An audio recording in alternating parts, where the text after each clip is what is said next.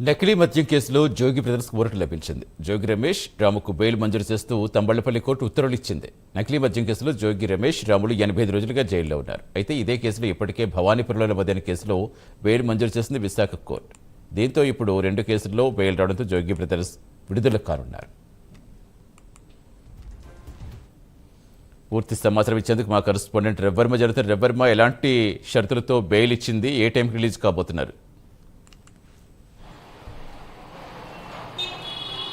సతీష్, గత ఏడాది అక్టోబర్లో వెలుగు చూసినటువంటి నకిలీ మద్యం కేసు రాష్ట్ర వ్యాప్తంగా సంచలనం సృష్టించింది. ఈ నేపథ్యంలోనే నకిలీ మద్యం కేసులో ప్రధాన సూత్రధారిగా ఉన్నటువంటి జనార్దన్ రావుతో పాటు అతనితో ఉన్నటువంటి ఆర్థిక లావాదేవీల కారణంగానే మాజీ మంత్రి జోగి రమేష్ అలాగే సోదరుడు జోగి రాములను కూడా అరెస్ట్ చేశారు.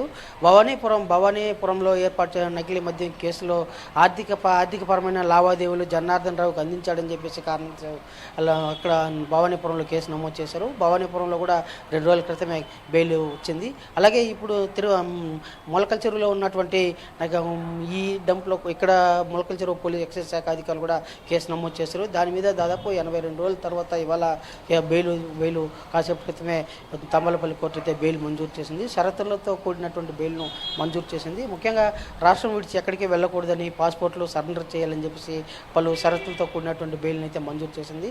ఈ బెయిల్ ఇచ్చిన నేపథ్యంలోనే ఇవాళ రాత్రి కానీ లేదంటే రేపు కానీ జోగి రమేష్ జైలు నుంచి విడుదలయ్యే అవకాశం ఉందని చెప్పి కూడా తెలుస్తోంది. ఇప్పటికి కూడా జోగి రమేష్ విజయవాడలో ఉన్న సెంట్రల్ జైల్లో ఉంటున్నారు. ఈ బెయిల్ వచ్చిన కారణంగానే ఇవాళ లాయర్లు బెయిల్ పిటిషన్ కాగితాలు బెయిల్ పిటిషన్ కాగితం అక్కడ పోలీసులు అంటే జైలు అధికారులకు చూపించిన పిదప తదుపరి అక్కడ ఉన్నటువంటి జైలు సూపరింటెండెంట్కి అక్కడ ఉన్నటువంటి ఇవన్నీ పూర్తి చేసిన ప్రక్రియ అంతా పూర్తి చేసిన పిదప విడుదలయ్యే అవకాశం ఉందని చెప్పి తెలుస్తుంది. ఇవాళ రాత్రి కానీ లేదంటే రేపు మార్నింగ్ కానీ విడుదలయ్యే అవకాశం ఉందని కూడా తెలుస్తుంది.